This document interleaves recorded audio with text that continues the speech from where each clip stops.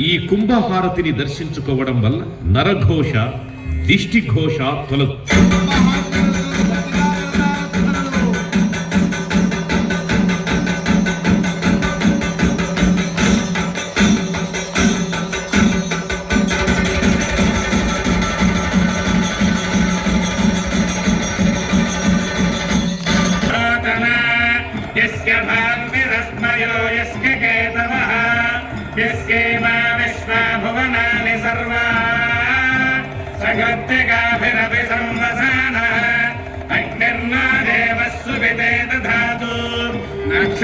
జన్మ నక్షత్రవశాత్తు నామ నక్షత్రవశాత్తు ఏ దోషములున్నా ఈ నక్షత్ర హారతిని దర్శించడం వల్ల ఆయా దోష పరిహారములు జరుగును.